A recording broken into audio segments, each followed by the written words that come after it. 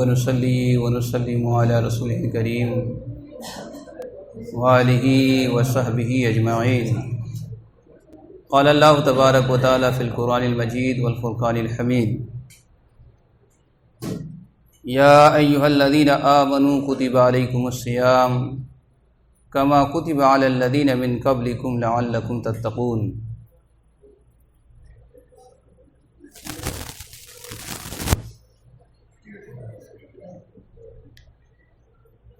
وقال النبي صلى الله عليه وسلم: من قام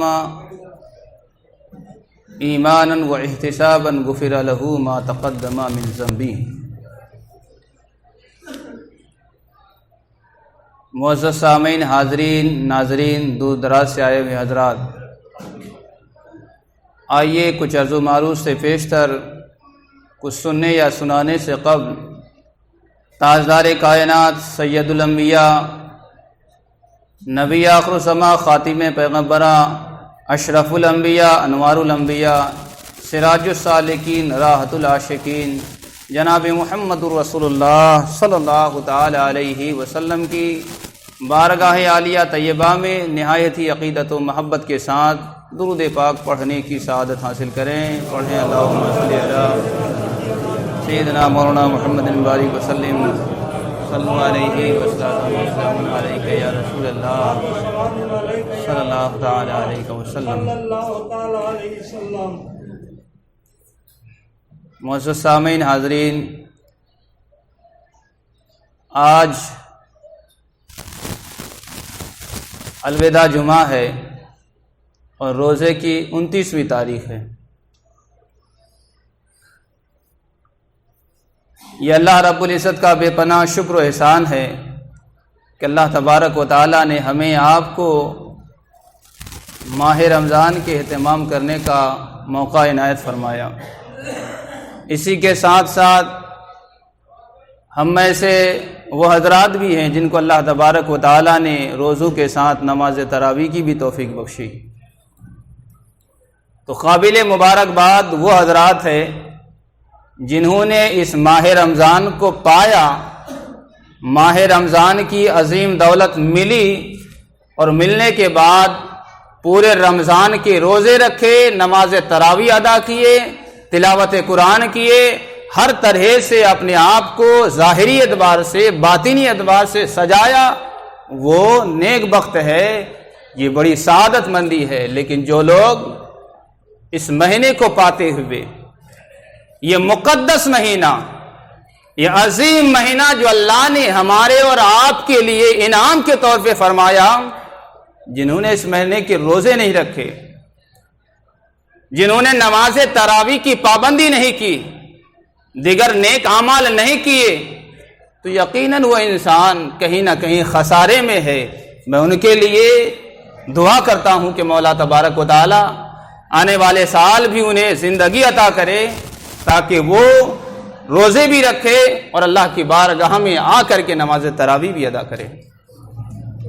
تو میں ان حضرات کے لیے دعا کرتا ہوں کہ جو اس ماہ رمضان کی دولت سے محروم ہو گئے، اللہ تبارک و تعالی آنے والے سال انہیں روزہ کی بھی توفیق دے اور نماز تراویح کی بھی توفیق دے، اور پھر الوداع جمعہ ادا کرے. تو دیکھیے مومن کس طرح سے خوشحال رہتا ہے. تو مومن کی خوشی اصل میں یہ ہے کہ رمضان کو اللہ نے جو انعام کے طور پہ ہمیں آپ کو عطا کیا، رمضان کے روزے رکھے، پھر اگر مومن عید منائے تو یہی سچے مومن ہے، یہی حقیقی ایمان والے ہیں، اور حقیقی ایمان والے کی ضرورت ہے. تو مولا تبارک و تعالی ہم سبوں کے رمضان کے اندر جو کمیاں رہ گئیں، جو کوتاہیاں ہوئی، مولا تبارک و تعالی اسے درگزر فرمائے، اور آنے والے سال اللہ تبارک و تعالی ہم سبوں کو زندگی عطا کرے اور اچھی طرح سے ہمیں ادا کرنے کی توفیق عطا فرمائے. خطبہ مسنونہ کے بعد جس آیت مقدسہ کی تلاوت کرنے کا شرف حاصل کیا ہے، اللہ تبارک و تعالی نے قرآن مجید میں ارشاد فرمایا: یا ایھا الذین آمنوا کتب علیکم الصیام کما کتب علی الذین من قبلکم لعلکم تتقون. اے ایمان والو، اے مومنو، تم پہ روزے فرض کیے گئے جیسا کہ تم سے پہلے والی امتوں پہ روزے فرض کیے گئے. کس لیے فرض کیے گئے؟ لعلکم تتقون، تاکہ تم ان روزوں کے ذریعے اس مقدس مہینے کے صدقے اپنے آپ میں تقوی حاصل کرو، تاکہ تمہیں تقوی مل جائے. اللہ تبارک و تعالیٰ کی جانب سے تمہیں ایک تمہارے دل میں خوف داخل ہو جائے، متوجہ اللہ رہے. تو یہ اللہ تبارک و تعالیٰ نے ہمیں آپ کو جو روزے کی دولت عطا کی، تو یہ اس لیے کہ ہم متقی بن جائیں، اس لیے کہ ہم نیک ہو جائیں، اس لیے کہ ہمارے ظاہر و باطن درست ہو جائیں. صحیح البخاری کی ایک حدیث پاک پیش کرتا ہوں. صحیح البخاری اور دیگر کتب احادیث میں بھی اس حدیث کا ذکر ہوا ہے، جس میں پیارے آقا علیہ الصلوۃ والسلام نے ارشاد فرمایا، جس نے رمضان کے مہینے کو پایا اور ایمان و احتساب کے ساتھ، محاسبہ کے ساتھ روزہ رکھا، تو اللہ تبارک و تعالیٰ اس کے تمام اگلے گناہ بخش دیں گے. مولا تبارک و تعالیٰ تمام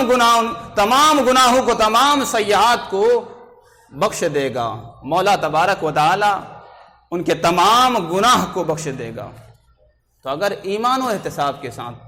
ایمان و احتساب کا مطلب یہ ہے کہ اپنے خواہشات سے بھی بچتے رہے، بد خصلتوں سے بھی بچتے رہے، ایسے ہی جو دیگر اعمال ہوتے ہیں، فسق ہے یا گندی باتوں سے اور دیگر غلاظتوں سے بچتے رہے، تو ایسے لوگوں کے اگلے گناہ بخش دیے جائیں گے. لیکن اگر ان چیزوں کی رعایت نہیں کی، یا یہ کہ کرنے کی کوشش تو کی لیکن ہو نہیں پایا، تو اللہ تبارک و تعالی آپ کے کوشش کرنے کا ثواب بھی عطا کرے گا، اور جو کمیاں رہ گئی تو اللہ تبارک و تعالی صدقہ فطرے کے صدقے ان کمیوں کو بھی پورا کرے گا. تو اس سے بھی ہمیں مایوس ہونے کی ضرورت نہیں. دوسری حدیث پاک جو حضرت ابو ہریرہ رضی اللہ عنہ سے روایت ہے، فرماتے ہیں کہ سمعت رسول اللہ صلی اللہ علیہ وسلم یقول لرمضان من قام ایمانا و احتسابا غفر له ما تقدم من ذنبی. فرمایا، حضرت ابو ہریرہ فرماتے ہیں، آقا علیہ السلام کی بارگاہ میں نے سنا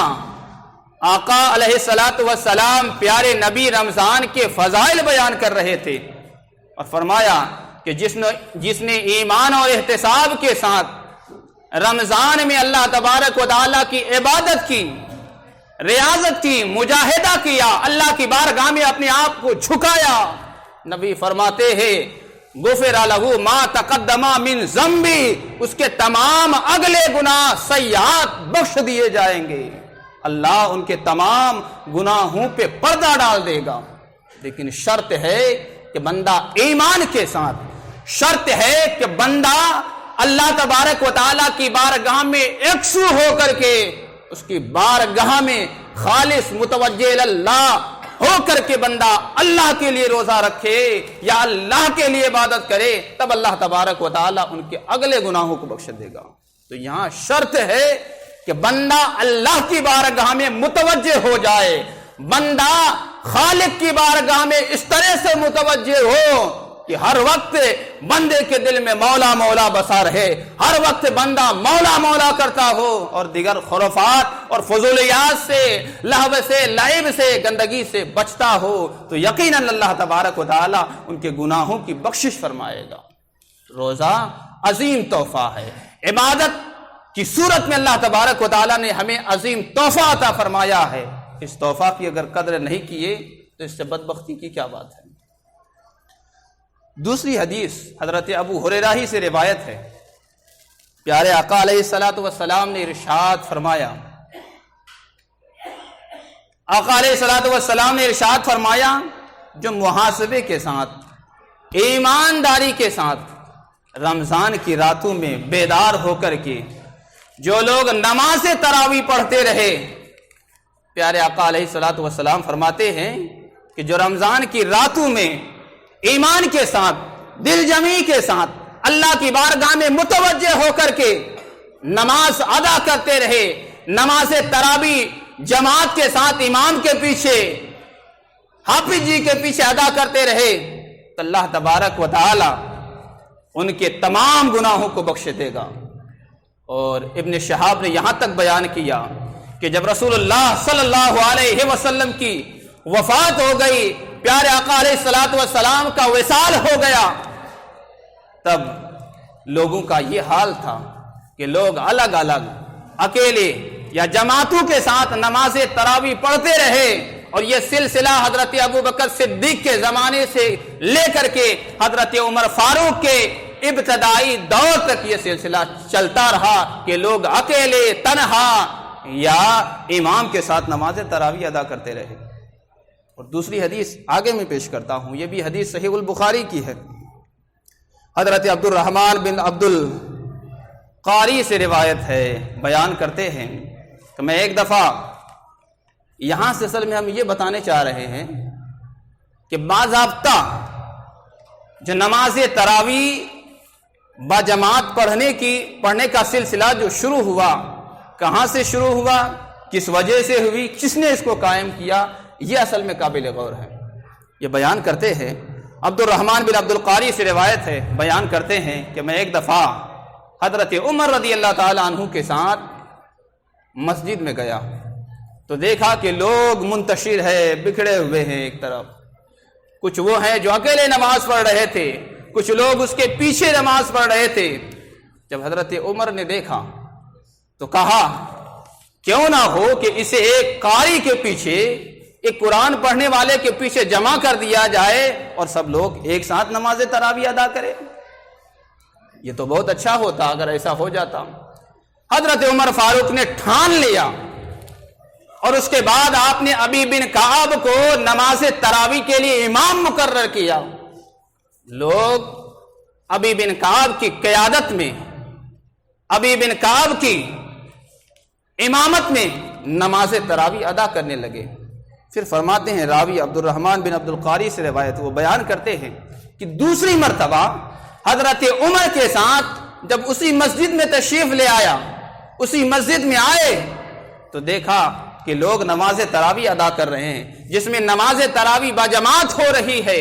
حضرت عمر نے دیکھا تو فرمایا یہ نیا طریقہ ہے اور بہتر طریقہ ہے، لیکن حضرت عمر نے بیان فرمایا لیکن اس سے بہتر وہ طریقہ ہے کہ اگر یہ لوگ رات کے تہائی حصے میں نماز تراویح ادا کرتے تو یہ اور بہتر ہوتا۔ یعنی آپ کی مراد یہ تھی کہ رات کے آخر حصے میں کہ جو صبح ہوتی ہے نا، اس میں اگر ادا کی جائے تو یہ زیادہ افضل اور بہتر ہے۔ چونکہ ہمارے ایمان کمزور ہے، اس لیے ہم اور آپ پہلے تراویح پڑھ لیتے ہیں یا پھر پہلے نماز عشاء ادا کر لیتے ہیں، ورنہ حقیقت یہ ہے صحابہ میں بھی کچھ ایسے تھے جو نماز کے انتظار میں رہتے تھے، نماز کو، عشاء کی نماز کو تہائی رات تک انتظار کرتے تھے۔ لیکن اس زمانے میں بھی اس چیز کی رعایت کی گئی کہ لوگ کہیں نہ کہیں دین سے بیزار نہ ہو جائے، لوگوں کے لیے کہیں پریشانی کا باعث نہ بن جائے، لہذا ہم اور آپ کہیں نہ کہیں ایمان کے اعتبار سے اس لیول میں نہیں ہے، اس لیے ہم اور آپ نماز تراویح پہلے ادا کر لیتے ہیں۔ تو یہ بھی باعث شرف ہے کہ ہم اور آپ اول وقت میں ہی صحیح لیکن کہیں نہ کہیں اللہ کی بارگاہ میں حاضری تو دی، مولا کی بارگاہ میں نماز تراویح تو ادا کی، نماز عشاء تو ادا کی۔ اس سے بڑھ کے اور سعادت مندی کیا ہے؟ یہ بھی ایک بڑی سعادت ہے کہ ہم اور آپ نے رمضان کے مہینے کو پایا، نماز تراویح ادا کی، وہ بھی امام کی قیادت میں، امام کی امامت میں ہم نے نماز ادا کی، یہ بھی بڑی سعادت مندی ہے۔ ایک دوسری حدیث پاک، تو یہ رہی باتیں نماز تراویح کے حوالے سے، چونکہ یہ آخری عشرہ چل رہا ہے۔